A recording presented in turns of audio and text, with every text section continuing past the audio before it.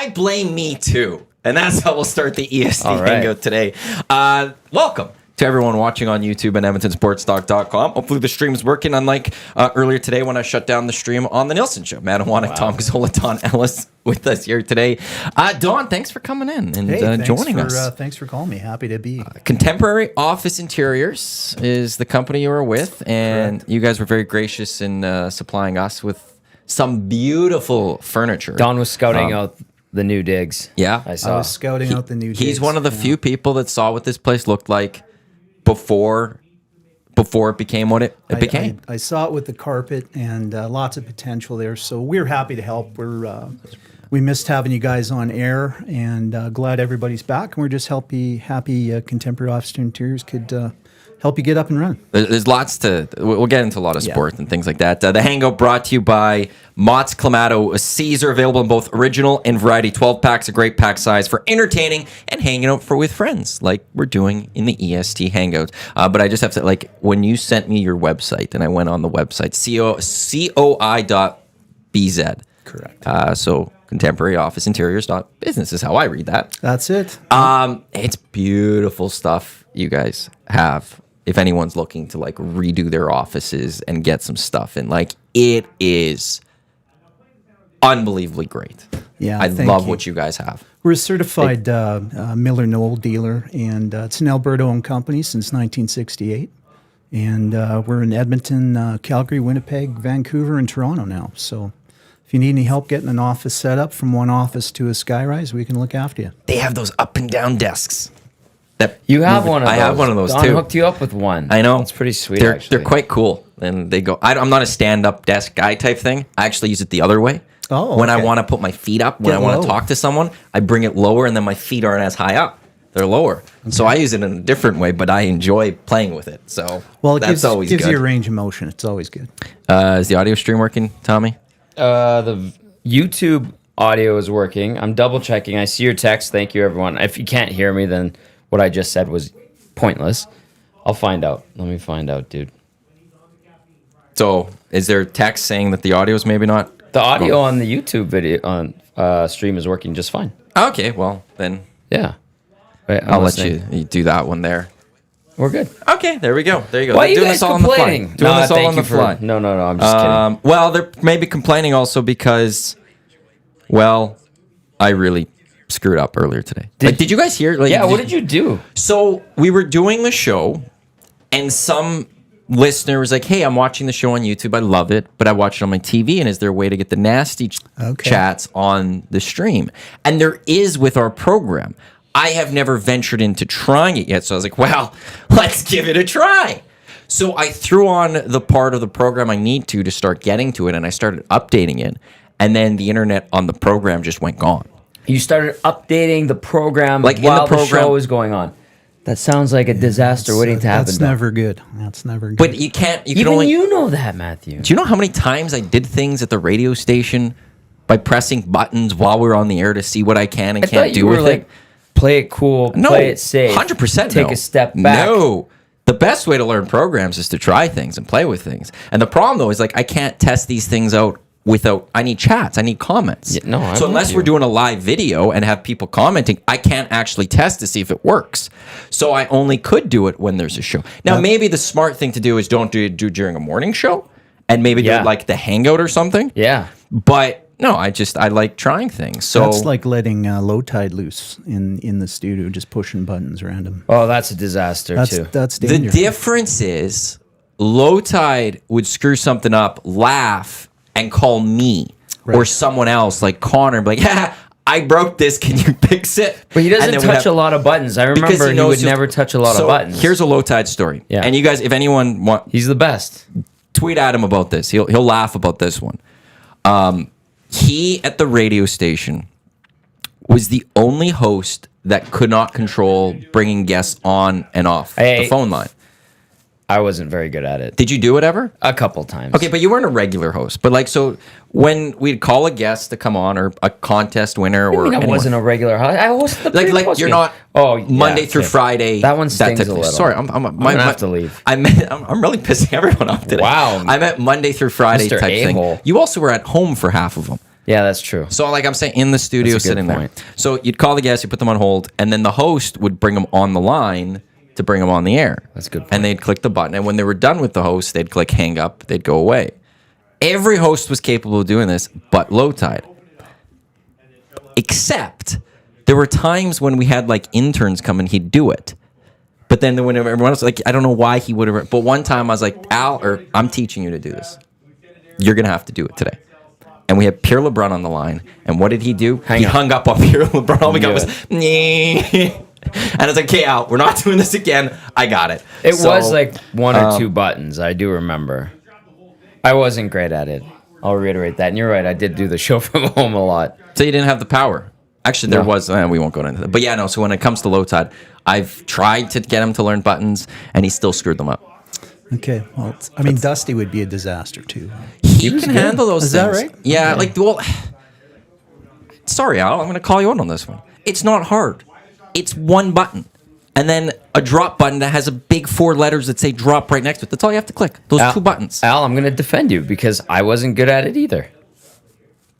Don, what are you doing? You're creating fights already. It's only 9:15. I'm just happy you showed up on time for me. It's, He was here before you, which I know. actually surprised me a little bit. Not going to lie. it's, Hey, roads were good today. takes a long time to get that Yes. that ready. And I'm dog sitting, and I'm not mad at Penny. What did I'm she just do? disappointed. She's a brat.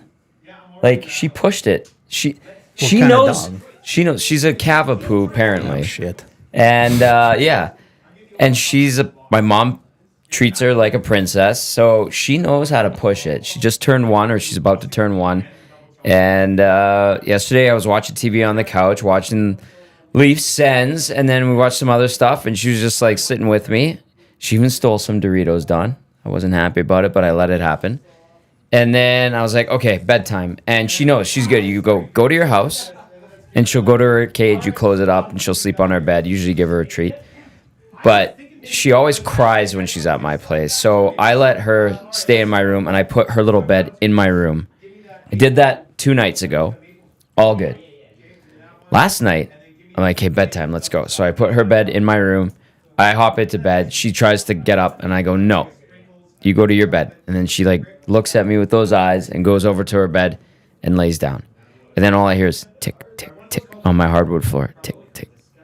And her face, I look over, and her face is right in my face. And I was She's like, gone. go to your bed. And she's like, Stop yelling out there. We're doing a show. It's being heard on the stream. oh my God. Anyway, she was a brat. So I put her bed in the cage, and I'm like you said, she cried the whole night, except when she knew I wasn't listening, and she slept. And then this morning when the alarm went off, she cried. And so I was a little bit more tough on her walk this morning. There was no extra sniff time, no extra leash. It was very efficient, right to the dog park. She read the room really well because she was number 1, number 2, bang, bang, and it was right back to my place. I got ready for work, and then she's probably watching right now. I put it on for her. So You guys need to bring some dogs in here. Do you have pets? Oh yeah, we got dog, cat, Oh. both rescues. I recommend that. yeah, that's what Penny is. Pop down to the Humane Society, give a new furry friend a home. It's the only way to go. Yeah, we may have the greatest dog on the planet. All they know is He's love. Awesome. Yeah. And how to push. Do you go tough love sometimes? Like Tommy just That did? wasn't even tough. My wife will call in. I know that dog can do whatever it wants with me. It's my new furry baby, and Was that the way with the kids we're too? buddies. No, Or were you the- strict disciplinary dad. Yeah, So it's Are reversed you between saying the that two. facetiously? totally. Yeah. Oh, okay. Yeah. I love watching my parents with my nieces, like seeing them give in on everything, getting them treats and all this stuff. And me and my brother are like, where was this for us? Well, Why I are you think- being like, well, come on here? I think we did okay. Like they seem to be turning out all right. So I think just enough. Yeah. Just push them in the right direction, right? A team that's going to need a push in the right direction tonight is the Edmonton Oilers. Oh boy. Look, there's no excuses tonight. Like this Gotta isn't win. even about a win. This has to be a convincing win. Does it not? Yeah, all hands on deck. Should be an 8-2 spanking for the Oilers. And if it's not, I don't know. What do you do? Well, they have won 8 straight against San Jose and 9-1 in their last 10 against the Sharks. Now the Oilers PK rolls in at a hot 31st overall in the league. Who's 32? Do you know? I didn't look. I just thought I'm wondering if they're it's the 31st. Sharks. No, it's not the Sharks. It's not? The Sharks' special teams are surprisingly mediocre. I was doing some show prep for tonight, and I'm Surprisingly like, mediocre. oh my That's goodness, something. It's pretty good. Yeah, That's something to be celebrated by them, too. yeah. No, it's I just can't. And I said to Don before we went to air, I'm like, every time you expect the Oilers to do something, or they should do something, like spank a Sharks team 8-2, like Don just predicted, they don't. They do the opposite. And I'm anticipating them winning. I'm anticipating them cashing in on a hot start tonight, like they did against Vancouver, playing pissed off. If they don't, post game is going to be fire. Like, it was crazy on Monday. It'll be even more berserk tonight if that happens, which is not out of the realm of possibility. I don't think loss? it's going to happen. Yeah. I don't think it's going to happen. I can't say it won't happen based on their season this year. It's just, it's not one of those things you can go into this game and say, there's no chance the Oilers are going to lose tonight, because they just haven't been good enough this season. You know what the Sharks are doing right now? They're going, boys, got a big 2-1 win over Philly on Tuesday. We did some good things, a little bit of confidence. We've got this Oilers team that's just an absolute mess coming in tonight. Let's go out there and make it even worse. They got to survive. If the Sharks survive the first 10 minutes, they got a shot, and that's scary. That is scary. 19 shots on Vancouver the other night, and 1 goal. 1 goal, 4 shots against, 2 goals. So, yeah. It's they survive the first 10 minutes. They're going to go, we got these guys. Well, and I would think if you're a Sharks team that doesn't have a lot to play for this season, like, I think with your record, it's not going to be the greatest year. Well, this could be their Stanley Cup. Well, this is a chance. You could really destroy the Oilers season tonight. Like, this is like, you could take them out, because if the Edmonton Oilers lose tonight, something big is coming tomorrow. We're talking about a team playing spoiler in Game 12. How sad is that? Yeah. What are they, 20, 25, 26 behind Vegas now? Edmonton? Yeah. I honestly stopped, counting just because it's not a healthy thing to do. Well, nobody saw this coming, right? Like, No. we were all this summer, we're like, oh, geez, good playoff run. Probably should have gone a little further last year. And they're all healthy, not a lot of changes. But again, we're talking about the same issues all the time with that goaltending situation, right? Like, I've been talking about that with my buddies for 15, 20 years. If the Oilers get a number 1 goalie, we haven't had a number 1 D since Pronger. Really? Yeah. I mean, Clefbaum. Okay, one, it's hard to get the true number 1. Yeah. But, having a number 1 that you could sit there and say, yeah, they'd be a number 1 on most teams. The Oilers really haven't had that. I don't disagree at all with Don. But you know what I always find funny? The definition of a number 1. Because there's 2 of them. Right. In my mind. There's the true number 1 defenseman, which is a Chris Pronger. Yes. There's a Drew Doughty, There's like a handful of those elite. There's also 32 number 1 defensemen across hockey, because there's naturally 32 of those. Yeah. I think the Oilers need something that's in between right now. It'd be great to get a Chris Pronger again. But just having somebody would be the number 1 defenseman on the 50% of the hockey teams or something. The Oilers really and having that would be such a big difference, because it solidifies the rest of your pairings. Right. But you can't score, the Oilers can't get 5 or 6 goals a game. They're not scoring like Isn't that. that something? And get a first save, right? Like, how many games have we've been in it? Have all the momentum, then they come down in a soft goal. And Campbell's played well in some situations, but that wraparound the other night, I'm going, shit, I coach Pee-wee hockey, and sorry, can you say shit on that? You can. We're allowed to. Jamo said it very first day of this year. I'll try and curb myself, a more disciplined self-discipline. But that's a weak goal, right? Yeah. My son's a goalie, and he threw his hat on the table and went upstairs after that. That early, hey? They can't let that in. And when the team is so fragile right now, because they really are, they need something to get. They can't have anything kind of deflate them right now. because it will be like it's a popping of the balloon. It's not a letting the air out of a balloon type thing for this team right now. So let's talk about the two studs a little bit. So you got Draisaitl, who's not scoring, and you got McDavid. Something's going on there. I think he's banged up still. And this is a tough spot then. But if he is, do you not then have to take him out of the lineup just for a little bit? But you can't right now because your team sucks. Exactly. The team sucks right now. It's a bad hockey team right now, and it shouldn't be. And you need him. And if he feels he's healthy enough to contribute and help, then you can't take him out because of how dire the situation already is. And how about somebody come in and back him up? Like, he shouldn't be in the scrums, especially if he's got a bit of an injury. Yeah. We're missing that grit. Now, did he take that on himself, though? Well, he's he kind of went off after JT Miller. But I agree with you. Get right in there. Hyman. But I'll say the counter.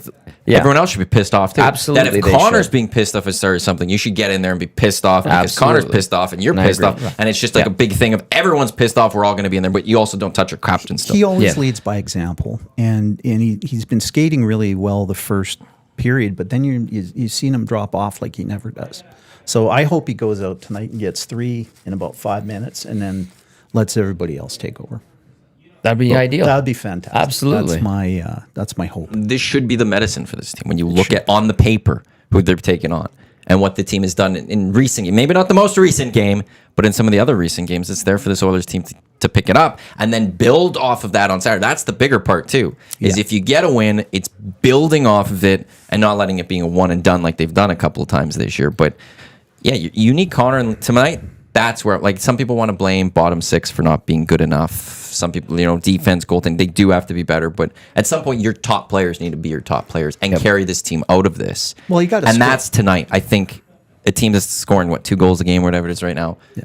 You should be able to go put up 4, 5, 6. You got to bury your chances. Like, have you ever seen Draisaitl miss one-timers like he has in the start of the season? No, that's true. Like not just miss, but 3 feet wide. Yeah, like not off his heel, and all that. So the confidence just isn't there, and they just need to suck it up tonight, pull their boots up, and get at it. It's there's no more excuses. The Calgary game was supposed to be the turning point, and then they, Heck, we go back to the Nashville game. Was supposed to be a turn, but that was at the first one. Where it was, hey, okay, they're going to solve bad start, but you get this win. They got the win, and it's you could build from there. If you're Jay Woodcroft, do you want a big 7-1 hockey game, or would you rather see this team actually go win like a 2-0 hockey game? Be strong defensively, get the goals that you need, but have a solid overall team game. I'm taking either one at this point. It would be perfect if it was an airtight 7-1 win. Okay. If it's an airtight 2-0 win, there will still be those, not everybody, but there's still going to be people, and we would see the comments on the post-game show, but they should have beaten them by 5. And I understand that rationale, but if it's an airtight game where San Jose really doesn't get any great looks and they take care of business, no bad habits creep in, and they only get a couple of goals, would I be concerned about the lack of offense? Yep. Would I be happy that they played a complete game? Yeah. Now, where in terms of the level of satisfaction from that outcome, where would it generally be? Probably somewhat satisfied, but not completely satisfied. I think a blowout win eases a lot of pain, heals some wounds. What I'm hoping there is some guys that haven't been scoring get some scoring, and it just carries on. Right. McLeod, Holloway. Some guys that are just not feeling it right now. Yeah. Get a few tonight and then build on that. And no more. They need energy from every shift, right? They can't take any breaks. They got to dig hard in the corners and do all the little things and stop making excuses and play some hockey. Have some fun out there.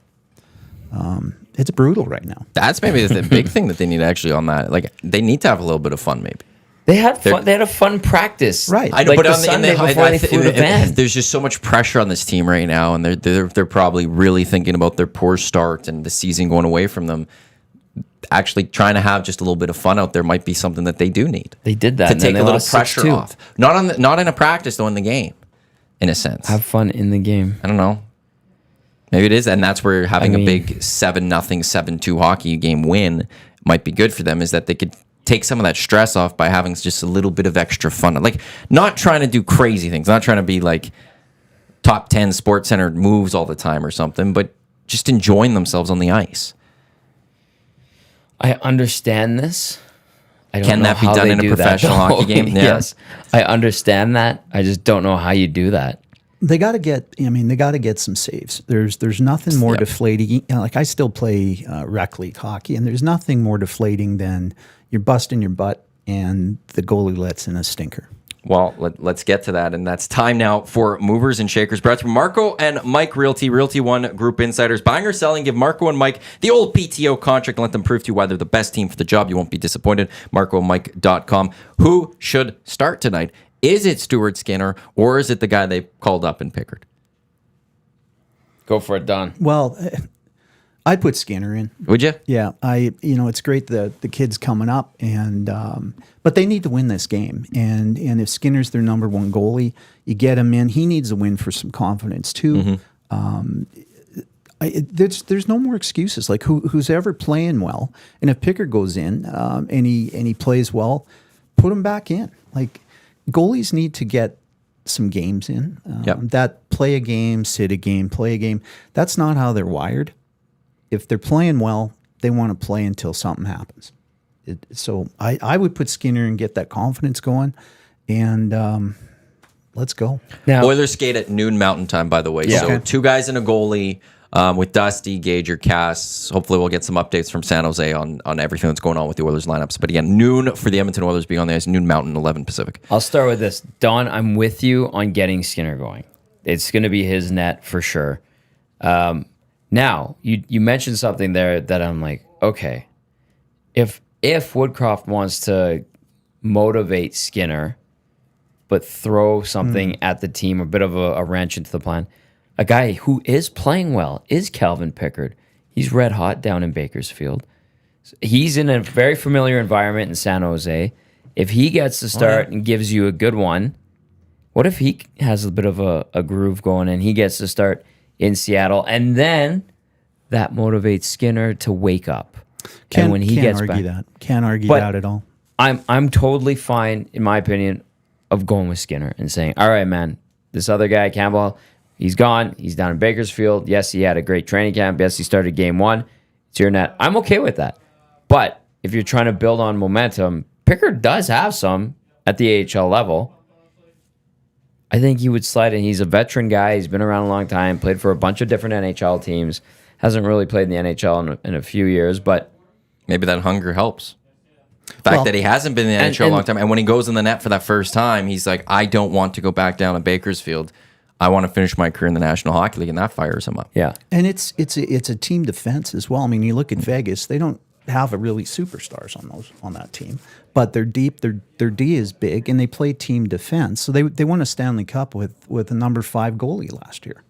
Yeah. Right? I never even heard of that guy before he. Great came, guy. He's right? he's a good dude. Aiden No, they Hill. say Yeah. he's a beauty. Yeah. But he was also their number 5 goalie. And At the start of the year, no one was going, if Vegas wins the Cup, it's going to be because Right. Aiden Hill was in net Right. for the Right. team, you know? we're bringing Hill up, and we're going all the way. Yeah. Right? Okay, I'm doubling down. I'm What are the cashing odds? that. Let's throw the mortgage on there. I'm Yeah. just putting that college fund.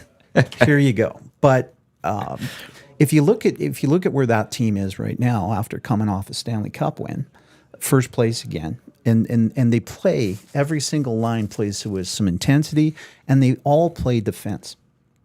Yeah. And they win. Yeah. Right? Yeah. Nothing pretty, and they win. And the Oilers, you can't sit back and go, okay, let's hope McDavid and Draisaitl score, and the rest of us are just kind of filling time. You all have to play, and you got to support whoever's playing in goal, right?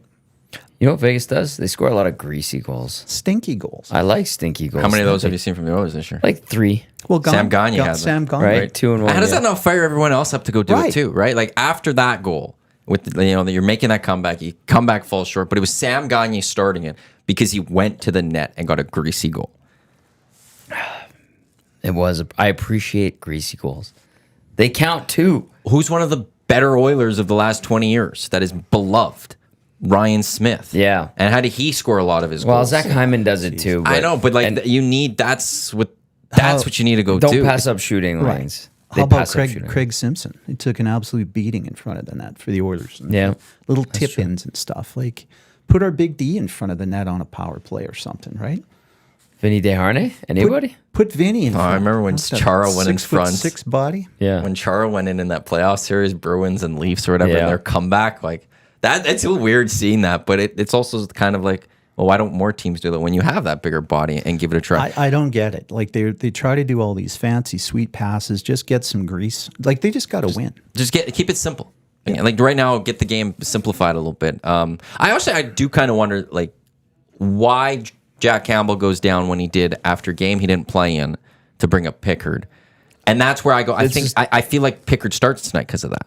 Because Maybe. Why would you like? You could have done that after Jack Campbell's next game. I know you want to get his game going and get him down to Bakersfield, I guess, to play games down there as opposed to the NHL games.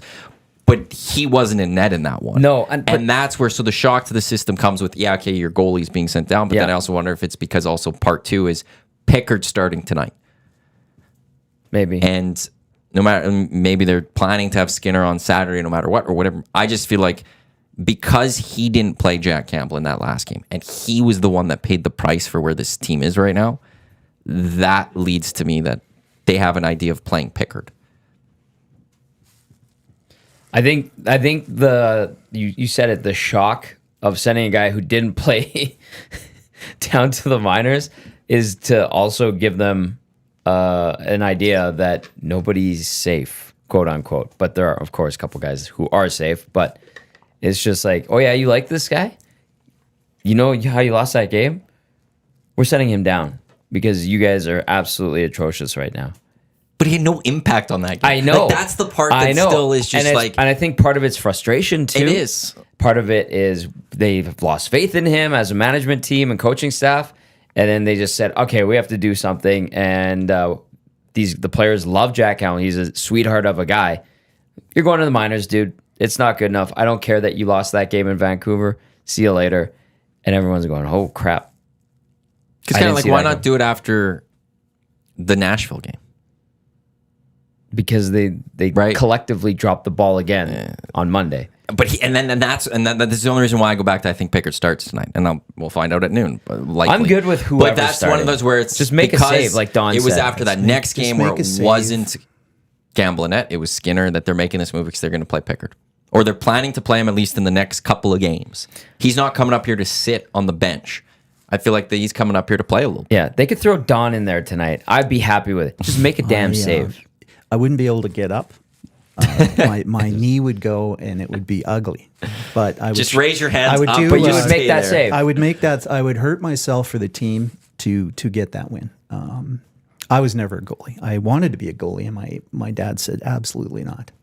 No, Smart. Yeah, he looked at me and said, "No, I got all my older brother's gear for right up to midget. And it was just never got a new set of gloves."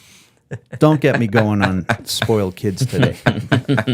Gloves, man. Yeah, They no burn $500 so stick fast. or anything like that. No, man, you get those beautiful Sherwoods, $20, $30 tops. Yeah, the They still 50, have 30 them PM probably. piece. They're still from back in the day because those Used don't to break. snap them. Mom would put them in the garden, hold up the potatoes. Yes. Fantastic, good times, really. I broke a few of those over opposition players' shin pads. Did you? Yeah, oh yeah. The wood ones? Yeah. Wow. Yeah, I've Really splintered going a at few. it. There's some. You have to do some digging into Tommy's past hockey.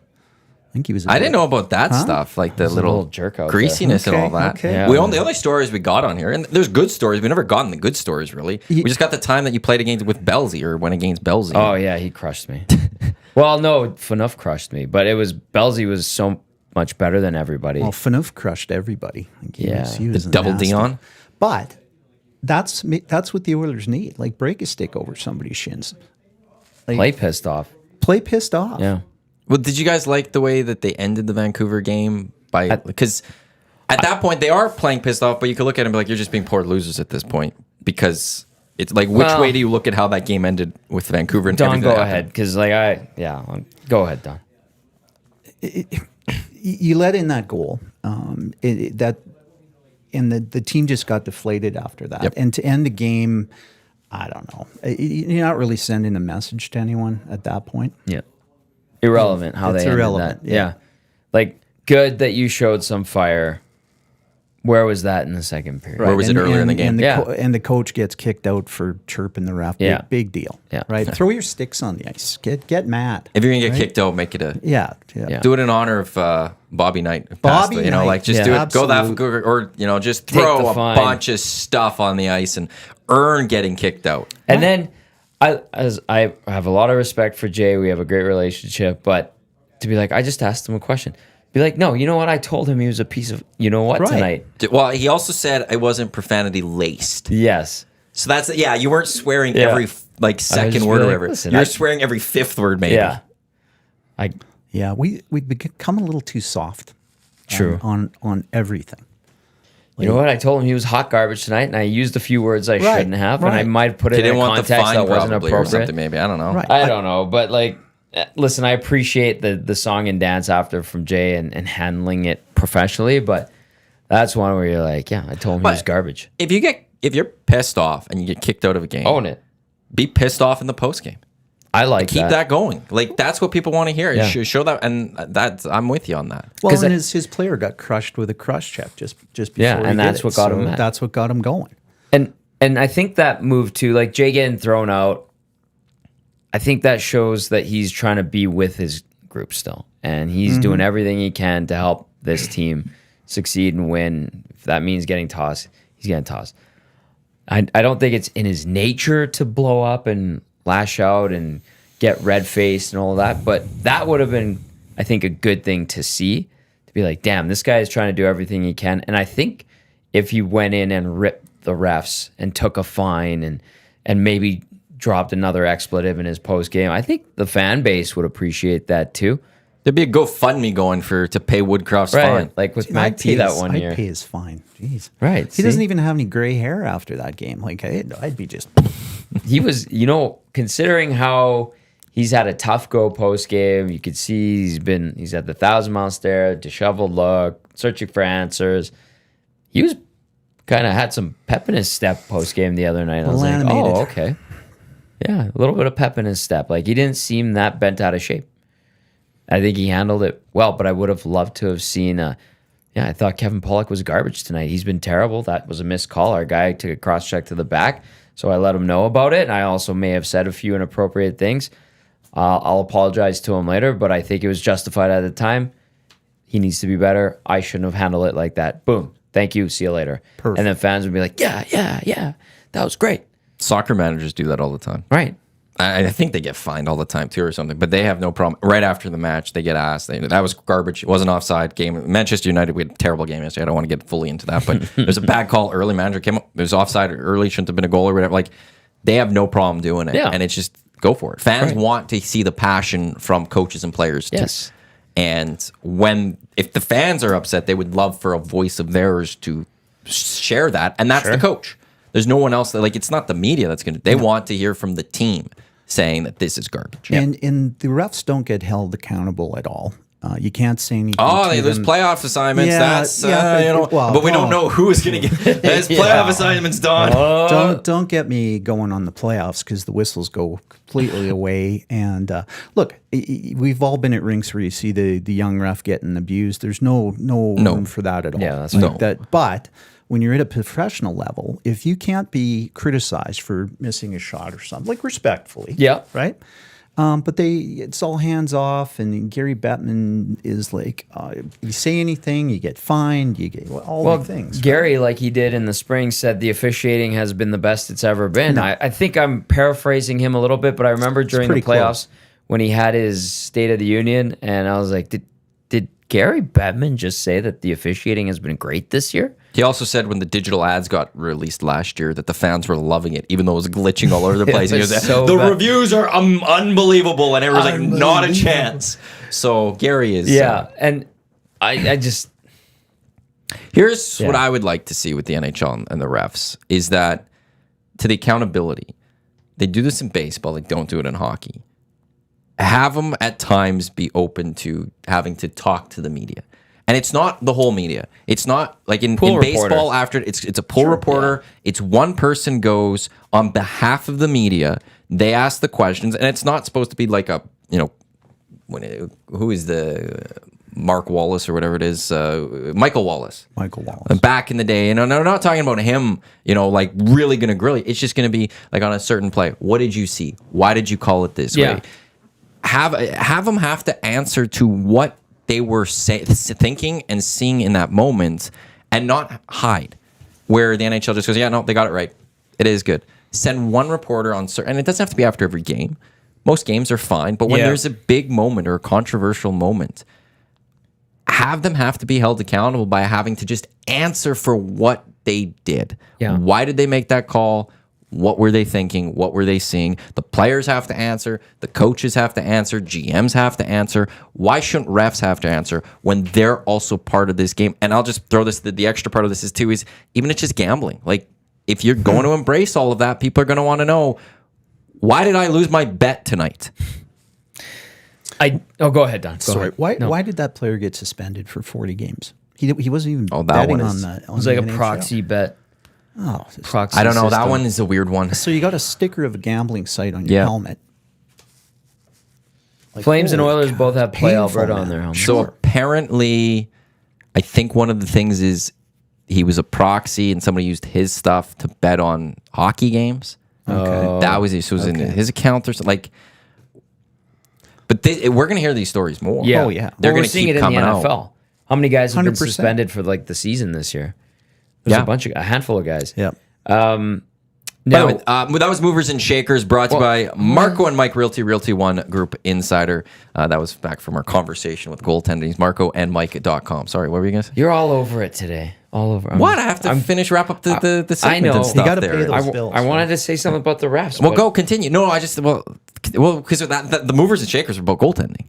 Oh, okay. Right, we it's just because it's the Hangout. It Segments. transitioned away, Segments. and we kept going. And I need to back here, Marco and Mike Realty, MarcoandMike.com. So now you can continue on your Thank you. officiating. Okay, great. I was Sorry. just gonna end things about the officials. when I was starting out, this is like 2008, somewhere around there. There was a pool reporter that couldn't go and talk to a ref if the ref was willing to speak.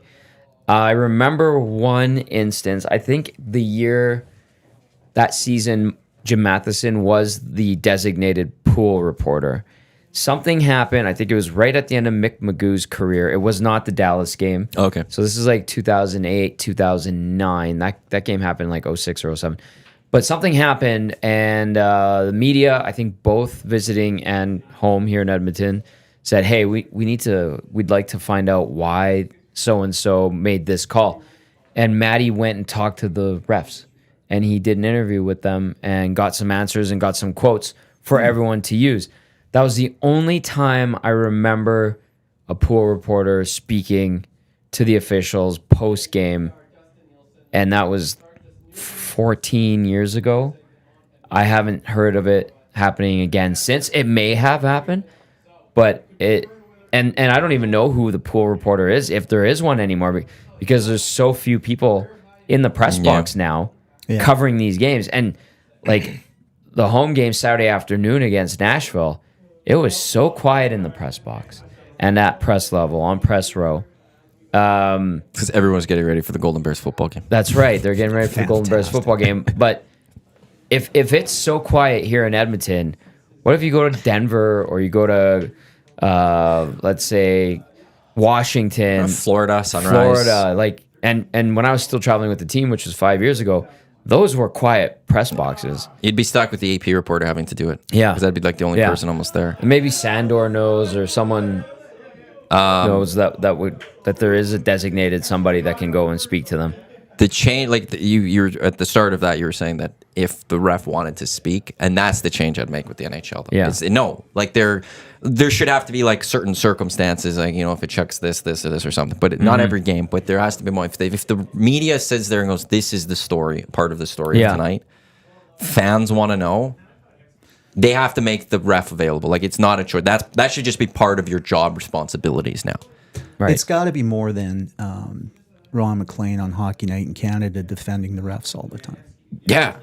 Like it's Fair. maybe get Peel or one of the former refs or something. I'd be careful about him. Yeah, Peel is, he's burned some bridges. He's a nice guy. but- I've talked to him, but But that's just He's something. Like, kinda gone Just rogue. even we don't even bad, have that in right? Canada. Like, No. I know in the States they have, is it Dave Jackson or is it Don Jackson? The Dave former Jackson. ref. Dave Jackson. He's good. Dave ESPN. Jackson. Yeah. They have him. I think TNT has someone. Yeah. Where's TNT has Carrie Fraser? No. No. I can't remember. But where's that in the like our Canadian broadcast? Right. We don't where we have the Mike Don said, Pereira we type have Ron thing. McLean. Yeah, and he's just going to sit there and say the refs did a great job tonight. And look, I think refs sometimes get criticized a little too much. The majority of games, they call it right? Yeah. Or the majority of a game, they're nailing it. And we don't ever give them the credit when they call a great game generally. I will say that in fairness. That's true. But they also do make mistakes, and it impacts the game significantly. And those need to be called out because they are professionals just like everyone else on the ice. Fair Are enough. refs going to be perfect in a game? Absolutely not. Just like everyone, they're humans. There'll be errors, just like players will make their mistakes in a game, just like Yeah. coaches will make their mistakes in the Yeah. game. But when there's ones that are just egregious, that we also, they're like, that is just appalling. There's got to be some sort of accountability, and it's not Ron McLean going, nope, it's a tough job, doing good work. Can't have that. No. I don't think it's going to change though. No, it never. Not, especially not as long as Gary, Bettman is in charge, and Bill Daly. I'll say, as long as those two guys are kind of running this league, They those don't- type of things won't happen. They don't want the refs getting the attention. No, they any don't. kind of attention. No. So we see refs and linesmen doing stupid things on the ice to get attention. I love Wes McCauley. I think he's a great ref, but it's a little over the top. There's another ref, I can't remember which one it is, but whenever a guy comes to bitch and complain to him going to the box, he goes, hot mic, and he does it with the mic on. That's to get attention. Linesmen throwing guys out. Refs, I talked to a couple of players a few years ago, and we had this like a great 15-minute conversation about this. Some refs are offended you don't know their first name. Some linesmen want to throw guys out just to get that extra TV time. It got so bad that the Toronto Maple Leafs were printing out the refs and linesmen that game with their headshots and taping it to the inside of their bench. So they knew to address them by their first name and pander to them. Seriously, like that's what it's become. Credit to the Leafs for doing that. I will say that. That is smart. If that's the way things have been going, smart for giving your players as much info as they can in that moment to nail that. But it shouldn't ever have to come to that. Right. Well, it's supposed to be the captain and the assistant captain, Yep. or the ones that talk to them anyway. But Don, like these refs and linesmen, they want to talk to everybody. Oh, I know. They are part of the show too, and they want to make you aware of it. And I remember when to start that conversation, I floated out. I think it was Jujar Care I was talking to. I was like, "Hey, did the linesman say something to you when he tossed you out a few times the other night?" He goes, "Don't even get me started." And he's like, "That guy, he does it just for show, blah blah blah." And then a bunch of other guys jumped in on the conversation, and there was like 4 or 5 of us having a great chat before our dear friend Bob Stauffer came and broke it up by Big Bobby. totally railroading the conversation. Bobby will do that. Yeah. I love you, Staff. He called me last night. It was Did good. he? It was a lovely phone call. Yeah. Isn't he in San Jose? Yeah. Wow. We just chat. That's gotta be why something to he's do a in San future Jose. guest of EST. Well, he should be. I don't think he'll be on this show, but maybe with the He Nielsen should be show. on this show. We wouldn't even have to talk. We would talk for 2 hours about the Golden Bears. Great. And I'm that's all okay. for I'd be- that. Let's talk about talk the about history of the Golden Bears. Let's go to. I'll hear all of his stories about and then we can talk about the present Golden Bears. Yeah. If he cuts the tree planting out, it's Fantastic. bearable. And we don't need to hear about the Southside Athletic Club. I will say this: if Bob is ever on the Hangout, I will do a legit drinking game without him knowing. I will open up a Mott's Clamato Caesar, Oh, I and I like will this. I'll take a drink every Wow. time you hear tree planting. SSEC hockey. Southside Athletic Southside, Club. yeah. Stu McGregor was his coach. There were 8 reasons he didn't play in the National Hockey League. 8. There was 8. Only 8 reasons. I think there was 8 reasons. I think that was his thing. 80. There we go. What did Rob Dahm? Yeah.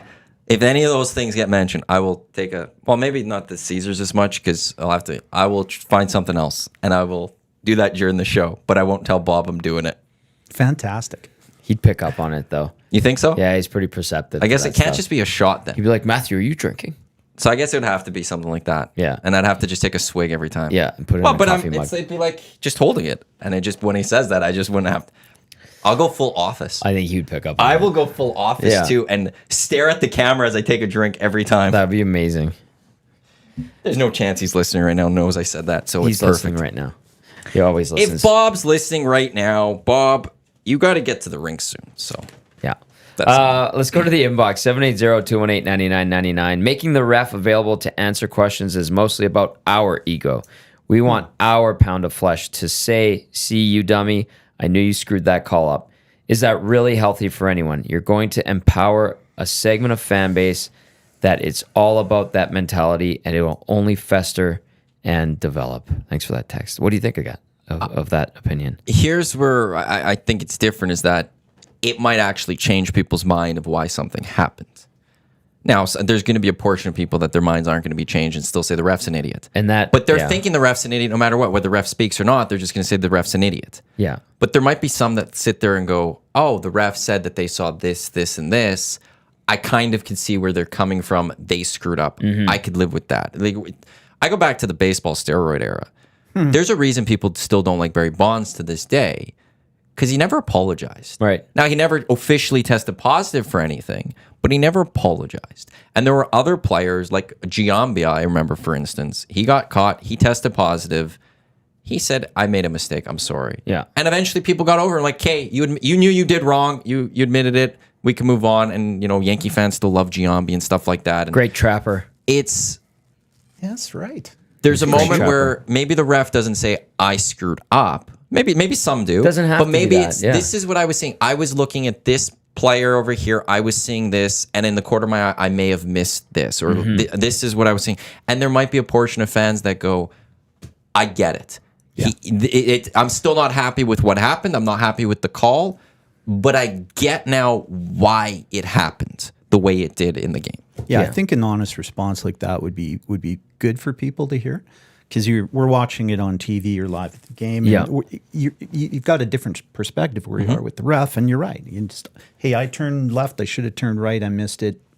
Yep. Simple as that. I was staring at the goalie, but the puck was in the corner. I was trying to see, what was going on here. Yeah. Or there was a little skirmish over here. I turned away. I was looking at that. Or from my position, I didn't see him do this. Because we have as fans, as media, the ability to watch all the replays too. Yeah, we and go have so back many and Twitter. angles. It can go on X. It could go and it could keep, and we could watch it over and over and over through the rest of the game. The ref has that one moment to catch it. Right. Yeah. That's it. So that's where I do believe that maybe there is a potential of having them out there. Baseball reporters do it too, and Yeah. it's not. Oh, yeah. We still rip on baseball umps, And- but and- there's also they still can talk, and maybe it changes things. And it was very rare for the pool reporter to go and speak to the officials during that era of the NHL. I don't know if the policy has changed. I don't know what changed. I never caught wind of it. Spec would probably know. I could probably ask him, but it doesn't seem to happen anymore. But back then it did happen, and I remember that one instance vividly, and I was like, oh, that you can talk to the refs. I get that. Also, where I don't have sympathy for the officials is, I'm going to bring this up, that goal last year in LA where it was a high stick and they had multiple views and they took a lot of time and they determined that the puck was not contacted by the high stick. That was just a blown call. Now, the Oilers won that series. People forget about it, but that was bad. The puck, I don't know the physics of it. No, changed. No, I'm remembering that now. And you Yeah. look at the physics of that thing. That thing turned. because it hit its That's- peak. And that's the problem. And that's That where the was- argument was. Is that that was blown. The puck, if you take the was a stick blown away and the call. puck was going, at some point it hits its peak, and then the momentum changes the weight as it comes down. No. And It that's hit where his I actually stick. looked at. I'm on the side actually of that one where I don't think it actually. All right, we did. need some I think kids, the refs are right. kids out there on the text line that take some physics. Yeah. To, It hit his watch that stick, and let us Matthew. know. No, but Anyway, it I looked have like no it because sympathy for situations like that. Yeah. Where you have a million Well, I think they were right. different angles to get it. They were wrong. I think they were right. That's where unbelievable. about 15 minutes to figure that Yeah. out too. And they And still screwed up that call. It didn't, in the long run, affect the Oilers because they won the series. But that was a blown call. It's like If it would have been. you sounded like a Calgary Flames fan saying Jeleno's goal went in the net when it didn't. Ouch. They screwed that one up too. No, they didn't. It looks like it's in the net, but it's above the ice and it's moved a little bit, so it actually didn't go in the net. And on that goal of the Kings, it's because it changed because it hit its peak. You're wrong. And the weight and the momentum of it dropped it down. Matthew, you're wrong. Matthew, You're having you quite want to the know day. something? What we'll do? You are having quite is the day today, I Matthew. am going to send an I email think we should to talk the about his physics soccer department. team. Bring him back down. I to don't earth. even want to talk about his soccer team. No, We're not thanks. talking about Manchester Bring him United. back down to earth. I will email the U of A physics department and say, break this down for me. Oh, you don't need the U of A physics department. I'll go right to the best We could physics get a department. fourth grader to figure it out and tell you how wrong you are. I'll call my daughter. She'll figure that out. I just figured it out. I'm not trusting you with the science, Tommy. Unbelievable. Like you know. This is the EST Hangout. Matt Iwanyk, Tom Gazzola, Don Ellis. Contemporary office interiors. COI.business, BZ. If you're looking for any office furniture to spruce up your place, you want to get outside past the 2000s and go to like the 2030s, they're the place to go because all the stuff is just top notch. We're also presented by Mott's Clamato Caesar. I should mention that. Do anything else need to be said about this Oiler game? Do we have anything Just left? win. Just win. Just win. Just win. It's not rocket science. Just win. Just win. Oh, I Play do well. also. El Presidente did say this in the nasty chat. I do want to get there. I've ref for years and will always be willing to talk to players just to clarify things. Angles are far different on the ice than they're even from the benches or stands. Okay. That just goes back to And that's why I want to understandable. hear from the refs. I want to Yeah, hear okay. from what they're seeing and And stuff I think like that's that. a good answer for the texter you had. Right. That's a Yes. perfect answer. Yeah. Also, maybe Ross says, drop the gloves, Tommy. So they want you to come at me. So, We're not ready for that. Don, Yes. Rouge, should it stay or be get rid of in the CFL? Oh, Wow. you. I just want to see. I want to. This is what? Oh, you are having a day. Wow. He's a fan of the league. Yep. Well, You're having Wow. a day. Think- What? Wow! It just so. Is it? Should the CFL keep it or get rid of it? yeah, get rid of it. Shake and bake. Wow! Shake and bake. Now I got to go with the full wow. It's got to go. It's useless. Wow, there's only 3 guys that I know of that think this. You're now part of with Tommy and Sean Bell. Everyone All right. else is against you. Aaron Grimes at first thought it was what did he call it? Try hard point. Yes, but then he started playing and he realized that and he wants to keep it. I think his initial instincts were bang on. Jed Roberts says keep it. No, Jed. Not Jed. Yes, he said it. So why get rid of it? Jed might have some concussion issues affecting his decision there. It's got to go. Why? I don't know if we have enough It time. Well, we does still got promote it. failure. The show's open for that. It promotes failure. It promotes kick returns. Oh no. my goodness. No. It's like a participation ribbon. Yes. Like you missed, here's a point. Like, Yeah. It's got to Yeah. go. I respect and value the strategy point of it. I appreciate the entertainment aspect of the kick return, but it is rewarding failure. It is rewarding screwing up. You're just trying to coffin corner someone with a punt and you put it into the end. It rolls into the end zone because you miss a coffin corner and you get a point for that? No. No, thank you. Got to go. You look at those NFL guys, they'll put it down on the 1 yard line, just beautiful. Yeah. Yeah, well, it could happen in the CFL. They just don't have there's a drop off with kickers. Obviously, there's not. Kickers. Not No, all the it- punches it- are great in the it- NFL. it- No, So, that's true. It's like getting a point when you miss a field goal. It gets, Yeah, it's got to go. but we get the missed return happens in field goal returns in the CFL. You don't get that in the NFL. Now, part of that is the field Yeah, and where the that's poles true. are. But it's also as a team. Okay, I get a chance to return this, and I don't give up a point. Otherwise, if I'm not giving up a point, I'll just take the knee and take the yards. Like- Why do I need to return this no, necessarily? and the game the Elks lost in Saskatchewan, and that That rule, yeah. and that one. rule coming into effect, like, bad on the Elks, the coaching staff for not telling the returner, hey, you got to run that thing out, otherwise they get a point. Right. And then B, it's just like to have a game end like that is silly. It's a stupid rule. It's just silly. It makes the game look bad. And it's a beautiful game. It's a great game. It's highly entertaining. There's so much good about it. But there's also some elements that could be cleaned up and tidied up. And that is one of them. Tube Socks says, I know Tube Socks loves the Rouge. more Rouges. Also saying, I don't know what this is, but no, it does not. Thomas Bartholomew Gazzola. Coach C says, you're looking at the Rouge the wrong way. It's not rewarding failure. It's punishing conservatism in the game. Every kick You're into rewarding failure. Let me finish what Coach C says. Coach. Every kick into the overly large end zone would be knelt down. Do you want me to tell you that I also think that the end zone should be 5 yards shorter? So 15 yards? Yes. I miss when the Elks had the cornered off Yeah. end zones. Montreal I always still love has that. I know. I like that. And It's better. And Toronto Yeah. has a small end zone. They have 17 and a half. Is it yard- both ends or just one? Both. End Both zone's ends, got to yeah. get cut back. The Rouge got to go. Get rid of that single point for missing a field Yeah. goal. Everything else is Everything great. else is fantastic. You guys are so wrong No, on shake most and of bake, that, Don. except for the fact that it is wonderful to Don lead. gets it. But why shorten the end zone? It's too much It's room. too big. But that promotes scoring. It Reward- should. You now have this. You have 20 yards Too by much. what is it, That's way- 65 or whatever it is. too much. You have lots of room where you should be able to put the ball. In. Reward skill. You just said 65 yards wide. So more points. But you don't need 20 yards deep. You need 15, and that's great. I think I could live with 5 yards less. Thank you. I won't lie. Just Thank give us you. 5. That we're not asking Yeah. for the world. Tighten So it what we'll up do in is there. we'll shorten it by 5, but keep the Rouge. So we should get the CFL commissioner on here because we've solved a lot of problems. Yeah, today. we have. We got rid of the Rue. We're going to shorten the 5 yards. Yes. Well, we did in the Absolutely. first part.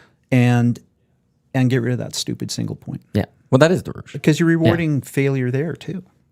Yeah. No more room. Like learn how to kick a field goal. You don't get a point because you miss. Yeah. Return it. And don't just take the knee and not give up a point. Doesn't Return happen it. enough. It's you guys are missing out. You guys just don't understand. Get rid it, of that clearly. fair catch too. in the NFL. Just get rid of it. Let guys run. Well, Someone's going to get killed. You'd Don. have ambulances. but that's where you do the lined CFL up. version where you give the halo, Yeah. and it does. But the fair catch, like I remember when the XFL first iteration, they had no fair catch, Yeah, but it that was was also wild. Yeah, there was no halo, so There's- you catch those the guys ball are and you'd too be big and fast. Now. Yeah. Yeah. Guys would be getting killed. You need to have that little open space, Yeah. but And- I do like that. I also don't mind that they've done it's all 15 no matter what. It used to be when it bounced, it was only Yeah. 5 yards in the air, it was 15. Now it's just always 15. Yeah. And I think all the teams have adjusted very well. I don't feel like we get that many There weren't that many no yards penalties. no this year. yards It didn't anymore. seem like there was. Because There- I think they there now were know, some, like, because I always felt if I was a coach and the ball was bouncing, I would say you stand right next to that guy as he picks it up and take him down because 5 yards is whatever. yeah, exactly. Make sure to return for 0 yards. We'll give him 5, whatever. Yeah. And then I think that maybe confused some players, maybe getting, and now it's just being coached. Give them the 5, then get there. And I think we've seen a lot less no yards. Yep. I think so. Yeah. Which is better for the game. Yep. The XFL, the original XFL, also didn't have kickoffs. They had like this rush to the ball. No, that was no coin toss. No coin toss? That was no that coin was toss. for okay. That was who's going to get the ball. Yeah. Like the coin toss. They And got rid of like- the coin toss. They went, and I think it was night 1. It might have been game 2. Maybe it was game 1. Sky, they went and the guy separated his shoulder. Yeah. It's done for the year. It was ridiculous. That was ridiculous. great. It was great of how stupid that Yeah. all was. That I missed that XFL. I enjoyed the hell out of the first like 3 weeks of that. It was edgy. And then I stopped watching it. They had like strippers for cheerleaders. Not that hasn't happened before, but it was gratuitous. Well, that launched it the was lingerie edgy. league. Like it was Yeah, crazy. that's right. The LFL. Yeah, The 30 for 30 on the whole XFL was good. Pretty for that. good. Those That 30 was a for good one. 30s are Yeah. very good. So, Very good. actually, the XFL and the Spring League USFL, / yeah, USFL, USFL. They're supposed to be announcing in the next couple of days or something their teams for the next iteration of spring football that's It's coming done. up this year and It's stuff. done. So I'll be intrigued to see how that all fully plays out. But once again, the CFL is showing that it is a stronger league. I'll be intrigued is. what Randy though says next week at his commission's address because I don't ever hold out hope for what he says, but. I'm intrigued. What's next for the CFL? Are we getting that 10th team? That 10th team would We be need great. we need a 10th team. I think it'd be great to have it in Halifax or something. Yeah. I think that'd be really cool. Yep. And I think we need just to skip back and talk about the Bears a little bit. because Absolutely. That was outstanding. Good for them. Morris has Yes. got a beautiful team, chemistry going there, and it's taken a long time, but it's great to see the Bears back in the playoffs. Fantastic. It was weird. Can't say enough good things about that team. I wasn't expecting a season like this. And when they won their first couple of games, I'm just used to be like, okay, well, when's this going to turn around? When's it going to go the other way? And they go win in Saskatoon, and it was just like, okay, hold on a second. We actually got a team here that we're watching universally wise. And the only team they've lost to is the team they're playing this week out in Vancouver. It's not going to be easy. No, that's a good team all around. Weirdly enough, on Cool Bet, the Bears are the favorite going into this game, which surprised me. Wow. I don't know why they have it that way. Maybe just Edmonton, we've promoted it enough that there's more money being thrown on the Bears or something. Are they healthy? Do we get some guys banged up there? I think the running back's good. I think he was playing last week. Okay. Because he had some... what's the name? Matthew Robertson or something like that? He's a stud. And they've got a couple running backs there. I think the running back-wise, they are healthy. I don't think there's any main injuries that are impeding this team as they go and try to knock off BC's Blake got a Neal. ridiculous defense, so it's they do. They're very, very good. And that game gets going 2:00 on Saturday. Where can you watch it? It's on CanadaWest.tv. You could also, if you have TELUS, pay the 2 cents for the pay-per-view. It's very expensive. It's on TELUS, 2 cents. TELUS does a certain amount of Canada West games. Like they do like a game or two a week. And then in playoffs, they carry them all. And it's pay-per-view. Got to promote those more. And it's 2 cents. That's it. And it actually shows up as 2 cents on your bill. I thought maybe it was just they have to charge you something and it just shows up. But no, they actually charge me the 2 cents. You would go into your bill to verify that. Because I was very intrigued to be like, because for years. It's very thorough, Don. For a couple of years, it was just free. You just clicked it and it was on. And then this year when I went to go watch it, it was 2 cents. So I was wondering, like, are they actually going to charge me 2 cents to watch this? So I was actually it was just curiosity. And when I was there, I was like, awesome. Can you imagine him doing Dusty's expense reports at the end of the month? Dusty could probably use that. Actually, I have to send him some expense reports. That's got to be unbelievable. So, Dusty, that's 10 doniers today. Like, what's going on? Oh, boy. Text comes in. First-time texter. Oh. The goal of football is to get the ball to the end zone, not to get the ball through the uprights. The rouge is a rightful but lesser reward for success, just like a field goal. I disagree with that. Yeah. I respect to get it to the end zone. Yeah. Hydro, I agree with you, Maddie. Don't touch the rouge. More kick returns, the better. Touchbacks and fair catches are boring. Well, the kicking game in the NFL is pointless now. Yeah. They kick off, you watch the returner just walk to center, to the bench. Absolutely boring. All right, game on. Here we go. So, but outside of punting. Thanks for the first text, but you're wrong. No name on that text. Thank you for the text. Just coming up, bringing the fire, first appearance on the Hangout. No, I've watched I used to go to the team that shall not be named games with my dad since I was 6 years old. And, so Clark? Was old Clark Stadium on the cold old benches, and when they transferred over, my dad had been a season ticket holder for years. So we got just sweet seats. We're like 12 rows up. Right? Perfect. And, are those the ones you still have? I got them back. Okay, I got them back. The past regime that was running the Eskimos at the time. Yeah, I was away for a couple of years, and I came back, and unfortunately, we lost our season tickets. I couldn't get them back. And you wanted your exact I wanted seats. my dad's old seats back. Gotcha. I phoned it was just brutal. Anyway, so I didn't go to games. I was so mad at them for years, but I got them back a couple of years ago. So I'm pretty happy about that. I'm not letting go of my season seats. I've had them for 20, almost, what? Well, we would have had them for 18 years now. 45 years. Yeah, right? Damn. So I got them. I'm keeping my seats. Yeah. I donate a lot of them to charities and stuff. Yep. But kids need to get out. It's a nice evening, beautiful. You're a big promoter of kids sport too, right? Oh yeah, yeah. Kids sports, Sports Central, free play for Sports kids. Central. Yeah. I was on the board of directors for Sports Central for 7 years. Right. Oh wow. And Kids Sport for 4 years. They just tremendous. As a business owner, I like to give back to the community. That's when I heard what happened to you guys, which might have been the best thing going for what you got going now, but I wanted to help you get back up and running, so donate a little bit of furniture to you to get you going.